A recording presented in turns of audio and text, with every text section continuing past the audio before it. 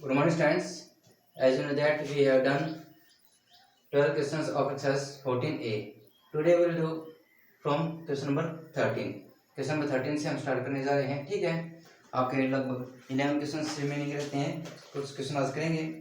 तो जैसे आपका 13 क्वेश्चन है, स्टेटमेंट बड़े बड़े ध्यान से सुननी है तुमने।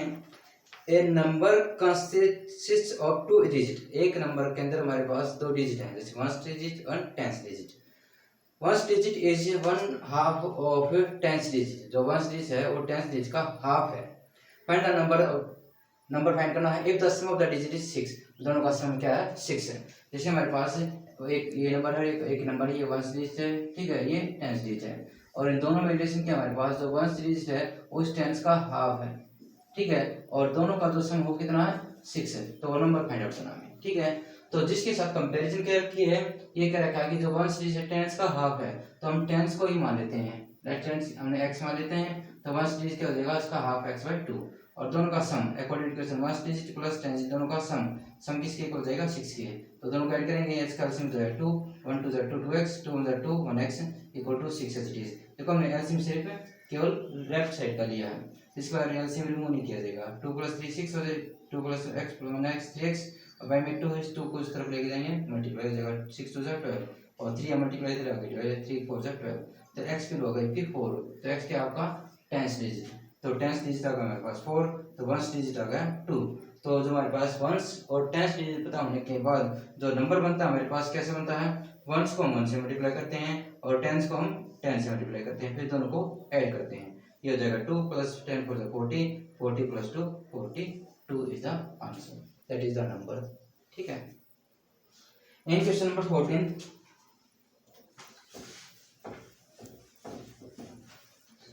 क्वेश्चन का हमारे पास एक फ्रैक्शन है, ठीक है, ये प्रॉपर फ्रैक्शन। कैसी फ्रैक्शन है? Proper fraction. तो उसके अंदर न्यूमरेटर और डिनोमिनेटर। प्रॉपर फ्रैक्शन आपको पता है, न्यूमरेटर हमारे पास छोटा होता है और डिनोमिनेटर क्या होता है? बड़ा होता है, क्लियर। फिर कहते हैं and the denominator differ by is 2, मतलब दोनों का डिफरेंस कितना? 2 का। इट मींस डिनोमिनेटर आपका बड़ा है, इसमें 2 ज्यादा है न्यूमरेटर से, ठीक है। तो न्यूमरेटर के अंदर अगर हमारे पास जो भी कुछ है उसके अंदर अगर 2 करते हैं, ये न्यूमरेटर हो गया और ये न्यूमरेटर बाय में 2 हो जाएगा, ठीक है। न्यूमरेटर छोटा है, डिनोमिनेटर क्या है? बड़ा है, इससे 2 ज्यादा है हमारे पास। If 3 is added to numerator, ये क्या था? बाद में जो न्यू फ्रैक्शन बनती है हमारे पास 3 ऐड करते हैं न्यूमरेटर के अंदर, ठीक है, और जो डिनोमिनेटर था हमारे पास उस डिनोमिनेटर के अंदर 3 सब्ट्रैक्ट कर देते हैं। न्यूमरेटर के अंदर 3 ऐड करना है और डिनोमिनेटर के अंदर 3 सब्ट्रैक्ट करना है, ठीक है। The fraction becomes improper. अब जो फ्रैक्शन हो जाती है वो कौन सी होती है? Improper fraction. इसका मतलब यहाँ पर जो हमारे पास नया न्यूमरेटर बनेगा और जो नया डिनोमिनेटर बनेगा उसके अंदर आपका न्यूमरेटर बड़ा हो जाएगा, ठीक है, और डिनोमिनेटर क्या हो जाएगा? छोटा हो जाएगा। तो इम्प्रॉपर फ्रैक्शन बनती है, clear. The new fraction numerator is twice the denominator. अभी क्या था कि जो न्यूमरेटर है वो क्या है? ठीक है, वो है ट्वाइस द डिनोमिनेटर, डिनोमिनेटर का डबल हो जाता है, क्लियर। तो फाइंड द ओरिजिनल फ्रैक्शन, जो स्टार्टिंग में जो फ्रैक्शन थी मेरे पास वो फाइंड आउट करनी है, क्लियर। तो देखो मैं क्या कहा इसने, तो फर्स्ट में रिलेशन क्या है? होज जो हमारे पास फ्रैक्शन है वो प्रॉपर फ्रैक्शन है जिसके न्यूमरेटर छोटा है, डिनोमिनेटर बड़ा है, और दोनों का डिफरेंस कितना है? 2। इसका मतलब डिनोमिनेटर 2 ज्यादा है उससे। तो मान लेते हैं let numerator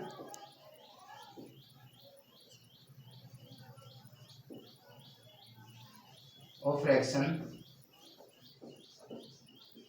x, then denominator, तो डिनोमिनेटर फ्रैक्शन क्या हो जाता है हमारे पास? x + 2, तो ये फ्रैक्शन हमारे पास x/x + 2, ठीक है। नाउ अकॉर्डिंग टू क्वेश्चन के अकॉर्डिंग क्या आता है? नाउ न्यूमरेटर के अंदर हमारे पास क्या कहता है? वो 3 सब्ट्रैक्ट करने हैं, ठीक है, सॉरी 3 ऐड करने हैं।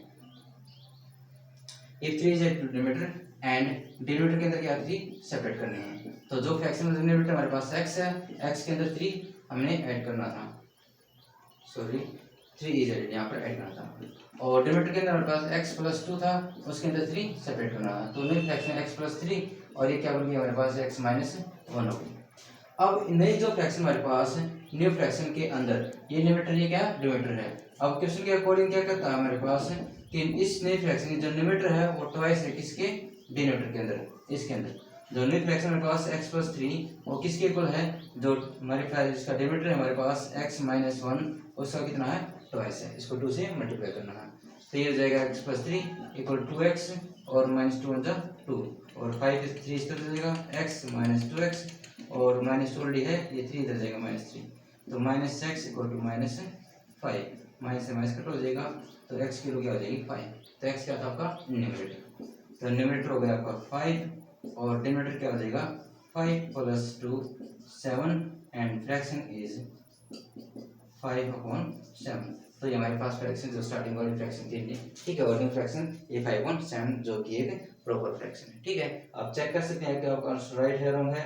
न्यूमरेटर में 3 ऐड कर दो, 5 प्लस 3 8, इसमें 3 माइनस कर दो, 7 माइनस 3 4, अब क्या डिनोमिनेटर का 4 का डबल कितना हो जाएगा 8, तो डिनोमिनेटर का डबल क्या है न्यूमरेटर, ठीक है। तो that is question number 14।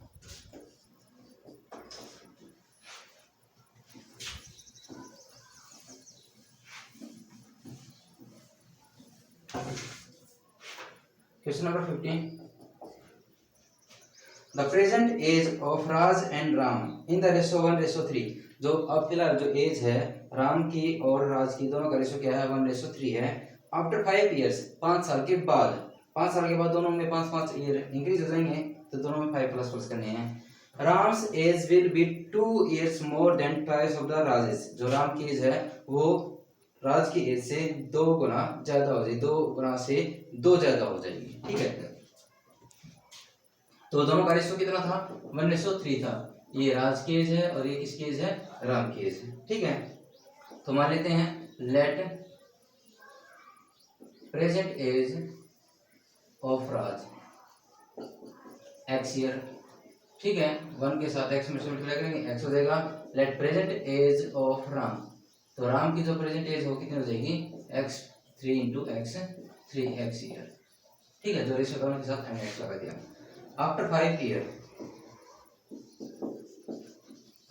5 year के बाद जो राज की एज है वो हो जाएगी x प्लस 5 ईयर और जो राम की एज है वो हो जाएगी 3x प्लस 5 ईयर, क्लियर। तो क्वेश्चन के अकॉर्डिंग क्या कहा है 5 साल के बाद, 5 साल के बाद दोनों की एज में क्या रिलेशन होगा। जो राम की एज है हमारे पास, जो राम की एज है वो किसके इक्वल हो जाएगी 2 मोर, किसके ट्वाइस से, किसके ट्वाइस से राज की एज से। जो राज की एज होगी उसका ट्वाइस और ट्वाइस में हम 2 हो जाएगा, तो वो किसके इक्वल हो जाएगी वो राम की एज के इक्वल हो जाएगी। तो राम की एज हमारे पास 3x plus 5 2 age it is plus 2 multiply Raj की एज, राज की एज है x प्लस 5, तो ये जाएगा 3x plus 5 equal to 2 plus 2 into x 2x plus 2 5 10, तो ये जाएगा 3x और 2x इधर आएगा माइनस 2x और ये क्या 2 प्लस 10 12 और ये 5 इस तरफ हो जाएगा minus 5, then x equal to 7। तो x की एज हमारे पास राज, राज की एज होगी x, तो present age of Raj, present age of Raj equal to 7 year and present age of Ram, इसकी 3 टाइम्स है, 3x था तो 7 मल्टीप्लाई 3 21 ईयर्स, ठीक है, clear. This is question number 15th। In question number 16th, Pradeep has in his pocket 1 rupees, 5 rupees and 10 rupees notes in the ratio 2:3:5, ठीक है। जो प्रदीप है उस प्रदीप की जो पॉकेट है, पॉकेट के अंदर कुछ रुपीज हैं, ठीक है, और वे जो रुपीज हैं वो कुछ डिनोमिनेशंस में हैं, कुछ 2-2 रुपए के नोट हैं, सॉरी 1-1 रुपए के नोट है, 5-5 रुपए के नोट है और 10-10 के नोट हैं, और उन नोटों का जो रेशो है हमारे पास, वो रेशो कितना है 2:3:5, ठीक है। इट मीन्स जो 1-1 रुपए के नोट है वे 2 हैं, ठीक है, और 5-5 रुपए के नोट है 3 हैं, और 10 के नोट है कितने हैं 5 हैं। ये एक्चुअल में इनका रेशो है, तो इसके साथ x ले लें 2x, ये 3x और ये 5x, क्लियर। ये नोटों की संख्या पता चलने के बाद फिर क्या कहता है टोटल मनी, जो टोटल मनी इसके पास कितने हैं इन इस pocket, if he has total 70 notes of above the denomination, ये जो नोट हमारे पास है वो कुल मिला के नोट कितने हैं इसके पास 70 है, मतलब 2x ये हो गए प्लस 3x ये हो गए और प्लस 5x ये हो गए, ठीक है। इन सभी को ऐड करके 70 के इक्वल होगी नोटों की संख्या हमारे पास, ये नोट नहीं है। अगर नोटों के फिर रुपए बनाएंगे तो जो हमारे पास वैल्यू आ जाएगी उसको, जैसे 2 रुपए का नोट है जो, ठीक है, जो 1 रुपए का नोट है उसको 1 से मल्टीप्लाई करेंगे, जो 5 का नोट है उसको 5 से मल्टीप्लाई करेंगे, 10 का नोट है 10 को 10 से मल्टीप्लाई करेंगे, टोटल रुपयों की संख्या आ जाएगी। टोटल कितने रुपए हैं उसके पास ये बताएं, ठीक है। तो late 1 rupees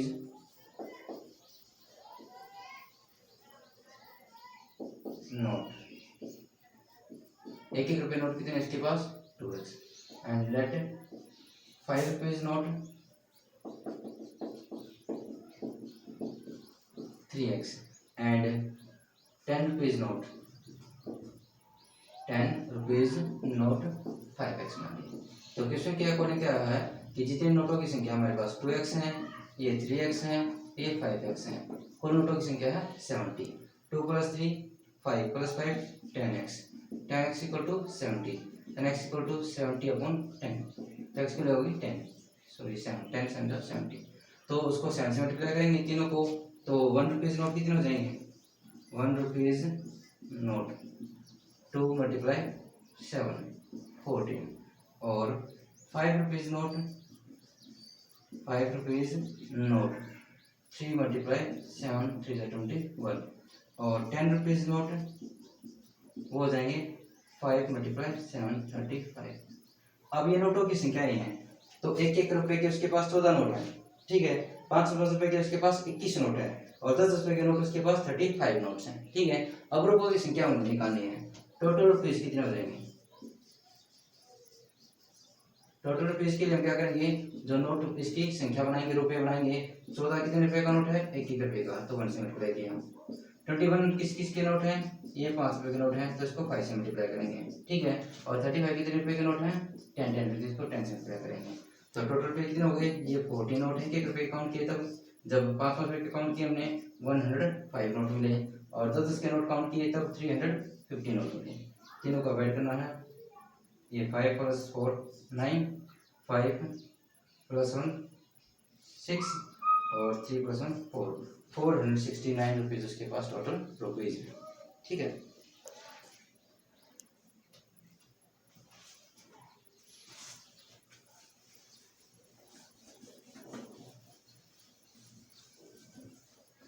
Now question number 17.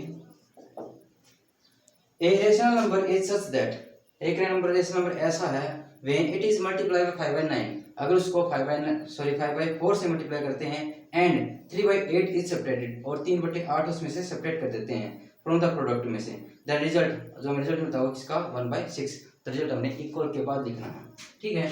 तो लेट द रेशनल नंबर, तो वो रेशनल नंबर हम मान लेते हैं x।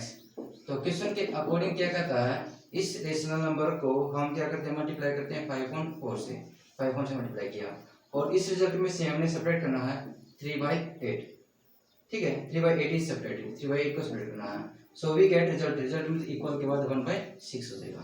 तीनों साइड इकट्ठा ले लेते हैं, 4 6 और 8 का हो जाएगा 24, 4 6 24, 6 5 30x, -8 3 3 9, 6 4 4 तो 30x - 9 = 4। दोनों साइड का कॉमन एलसीएम लेता, तो इस कॉमन एलसीएम रिमूव किया जाएगा, 9 इस तरफ जाके आ जाएगा आपका पॉजिटिव हो जाएगा, 4 + 9 then x 30x = 13, x = 13/30, that is the rational number. जो रिक्वायर्ड रेशनल नंबर था वो आपका होगा 13/30, okay.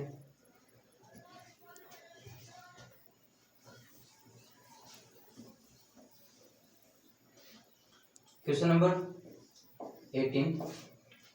A school management decided to give a cash prize of 5,000 to all the students who securing A1 grade. तो अगर जैसे marks आते हैं किसी की, अगर A1 ग्रेड आ जाती है तो स्कूल उसको 500 रुपये इनाम में देता है, and securing and cash prize of 2,000 rupees to all students who securing A2 grade. अगर किसी को A2 ग्रेड मिलती है तो उसको 2,000 रुपये कैश देता है, ठीक है। If the total money prize money which is distributed by 1 lakh rupees, तो बाद में देखा कि भाई टोटल जो प्राइज बेटे हैं वो कितने बचे हैं, 1 लाख रुपए प्राइज में बांट दिए हैं, ठीक है। तो हमें इसमें पता है कि and there are 12 students getting grade A1, तो 12 स्टूडेंट ऐसे थे जिनको A1 ग्रेड मिली थी, and find the number of the student getting A2 grade, A2 grade कितने उनको मिली ये बताने में, ठीक है। Late number of student getting A2 grade, ठीक है, x, और मनी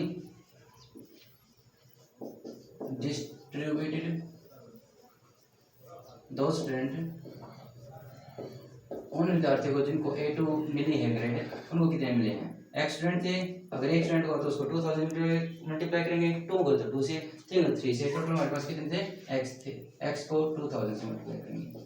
कुल 2000 x रुपीज इनको बांट दिए तो कि इनको A2 ग्रेड मिली थी। ठीक है, अब number of students getting grade A1, जिनको A1 ग्रेड मिली थी, ऐसे कितने 12 students, and money distributed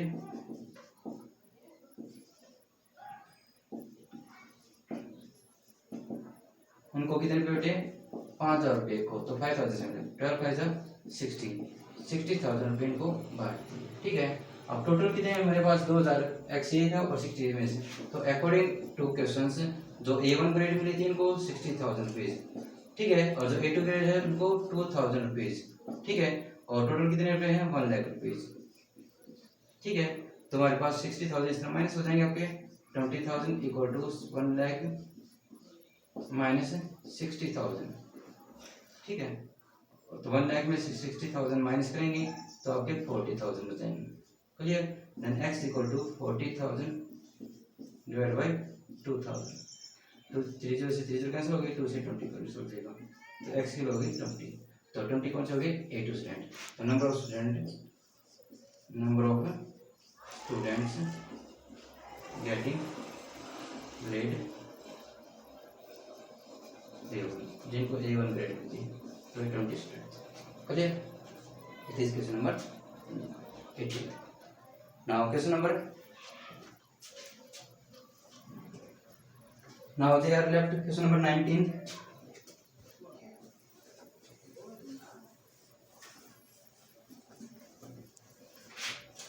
Susila has a total rupees 590 as a currency notes in the dimensions 50 rupees, 20 rupees, 10 rupees. तो उसके पास 590 रुपए हैं, और नोट कैसे कैसे हैं, 500 के नोट हैं, सॉरी 50 का नोट है, 20 का नोट है और 10 का नोट है, 50 के रुपए नोट है, 20 के नोट है और 10 के नोट है। और वे रेशो में कितने हैं, the ratio of the rupees 50 rupees note to 20 rupees, जब 50 के नोट हैं और 20 रुपीज के नोट हैं, दोनों का रेशो है 3:5। ठीक है, अगर ये 3x है तो ये कितने हैं, 5x है। क्लियर, अब हमारे पास जो नोटों की जो संख्या है, टोटल कितने हैं, इधर ही है टोटल 25 नोट, ये टोटल नोट होंगे हमारे पास, जो 10 रुपए के नोट हो नहीं पता कितने हैं, लेकिन टोटल नोट कितने होंगे, 25 होंगे। ठीक है, अब 25 में से ये 3x से 5x दोनों माइनस हो जाएंगे। ठीक है, 8x माइनस हो गए, तो 25 में से ये 8x माइनस हो जाएंगे, ये कितने के नोट रह गए, 10 रुपए के नोट रह गए। ठीक है, अब 5 रुपए के नोटों को 5 से मल्टीप्लाई करेंगे, जो 50 रुपए के नोट को 50 से मल्टीप्लाई करेंगे, 20 रुपीज के नोटों को 20 से मल्टीप्लाई करेंगे, और 10 रुपीज के नोटों को ये हैं इनको 10 से मल्टीप्लाई करेंगे। टोटल जो संख्या आ जाएगी हमारे पास दोनों की मल्टीप्लाई करने के बाद, ठीक है, इनकी वे क्या बन जाएंगे, टोटल रुपीज बन जाएंगे। ठीक है, और टोटल रुपीज कितने हैं, 590, उनका सम 590 के इक्वल रखेंगे। ठीक है, वहां से हम x की वैल्यू फाइंड आउट करेंगे, then we will get the number of notes. Let number of 50 rupees note, 50 के नोट है वो कितने मान लेते हैं, 3x। Late number of 20 rupees note, जो 20 के नोट है वो कितने हैं, 5x है। क्लियर, उनका रेशो 3:5 का। And number of 10 rupees note, 10 रुपए नोट होंगे, टोटल नोट 25 में से 50 के और 20 के दोनों माइनस कर दिए, 8x माइनस कर दिए, ये हो गए 10 रुपए के नोट। तो हमारे पास इनके रुपए बनाएंगे। अब ये 50% के नोट है, इसको 50 से मल्टीप्लाई करेंगे, ये 20 के नोट है तो इसको 20 से मल्टीप्लाई करेंगे, और ये 10 के नोट है इसको 10 से मल्टीप्लाई करेंगे, 25 माइनस 8x। ठीक है, टोटल जो रुपए की संख्या वो कितने हैं, 590 रुपए, जो कि स्टेटमेंट में हमारे पास गिवन है। ठीक है, यहाँ से हमें इसकी वैल्यू फाइंड आउट करनी है, that is 50x 150x plus 25 100x plus 10 से मल्टीप्लाई करेंगे 10 52 150 और 10 minus 80x then equal to 590। Clear, 150 plus 100 250x plus minus 80x और प्लस 250 इक्वल टू 590। ठीक है, देखो यहाँ पर आपका पहले रिफ्लेक्शन नहीं आ रहा था, फिर से देख लो एक बार रिफ्लेक्शन आ रहा था तो 15 इंटू 3 150 किया, 20 से इसकी मल्टीप्लाई की और 10 की इसकी मल्टीप्लाई की, 250 हो जाएगा, 10 80 और इक्वल टू 590। तो हमारे पास ये x है, ये वाला x टर्म है, ये वाला x टर्म है, इनको इकट्ठा लिया 100 प्लस 50 250 हो गया, माइनस 80x हो गई। ठीक है, और प्लस 250 थे हमारे पास इक्वल टू 590 है। तो ये दोनों को 250 में से 80 माइनस किया हमने, कितना बच गया 1 0 as it is 15 minus 8 70 170x और 250 इस तरफ माइनस हो जाएंगे, 590 माइनस 250 तो 170x equal to 043 then x equal to 340 by 170। तो 2 जब कट हो गया तो x की वैल्यू क्या हो गया आपकी 2। तो नंबर ऑफ 50 रुपीज़ हो जाएंगे, number of 50 rupees note 3 multiply 2 6, तो 6 नोट ऐसे हैं जो 50 के हैं। तो नंबर ऑफ 20 रुपीज़ नोट वो कैसे हैं 5 मल्टीप्लाई 2 10, तो 10 नोट ऐसे हैं जो 20 रुपए के हैं। And number of 10 rupees note वो कितने थे, टोटल 25 थे, 25 में दोनों माइनस कर देंगे, 10 प्लस 6 16 माइनस हो जाएंगे, कितने बच गए 9। तो 10 नोट ऐसे हैं जो कि 10 रुपए के। ठीक है, okay, that's all for today. You will do this up to 20 questions in your panel book. Tomorrow we will do remaining questions of this exercise. Okay, that's all for today. Take care and have a nice day. Thank you.